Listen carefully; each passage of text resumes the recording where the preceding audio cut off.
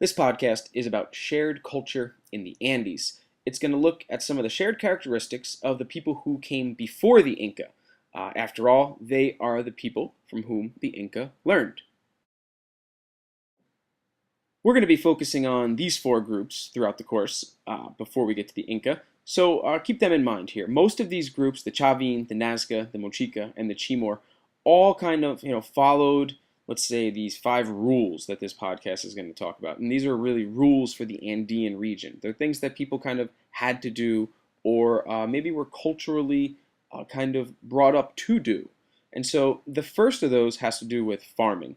And here you're going to see terraces, step farming. And this is common really in any area that has hills or mountains, and it's really necessary. You have to do this if you want to grow crops in the mountains.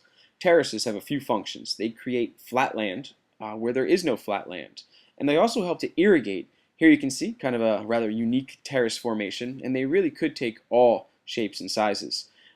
People throughout the Andes grew various things here. At lower altitudes, they grew corn, maize, and higher altitudes, they grew potatoes and quinoa.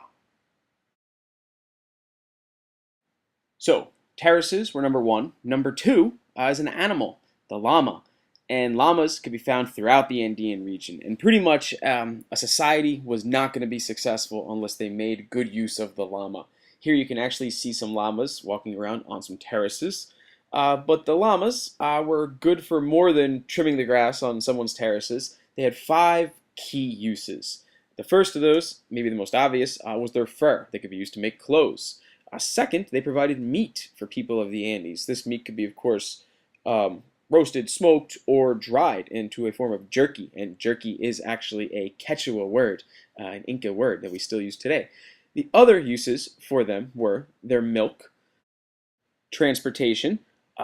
People in the Andes would use them to kind of carry goods. Didn't really support people, but you could load them up with 50, 60, 70, 80 pounds potentially, depending upon the size of the llama. And finally, ceremonial uses. So as cute as these llamas and alpacas, their close relative were, the Inca later, other groups before them would sacrifice llamas to various gods. They were parts of festivals. And they were really just a key part of life. They would make use of different parts of the llama for different ceremonies. Number three is probably something you're a little less familiar with. This is called mita. That's M-I-T apostrophe A, actually, is the way it's spelled. And mita was essentially a labor tax. And it was a way that governments, societies got big projects done. Projects like Machu Picchu, projects like roads, pyramids, anything that required a lot of labor. A group in the Andes, a kind of, a state, they would use mita labor to get their big jobs done. Jobs that would take more than a village, more than 5 villages, more than a city. Jobs that would take the labor of an entire region. Things like Machu Picchu, things like aqueducts, things like humongous terraces. Mita was a part of life in the Andes, and it was something that wasn't looked at as punishment. It was part of life. If two things are guaranteed today, death and taxes, two things were guaranteed back in the Andes, death and mita. Number four is chicha, and chicha was the Andean beer that many societies made throughout the region. And you might not really want to try this one. It's something that was made, women were responsible for its production. They would take corn kernels, put them in their mouth, and crack the kernel. Their saliva would mix with the sugars in the corn. They would spit it into a bucket, and essentially it would ferment.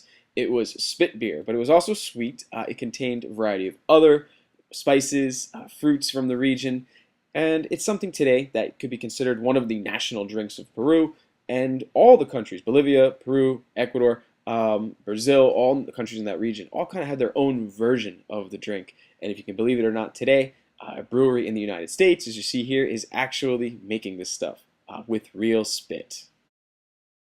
Number five is coca. And be very clear here, this is not cocaine. That's not going to be produced for a lot of years, not until the late 1800s. This is coca leaves and had a few uses in traditional Andean society.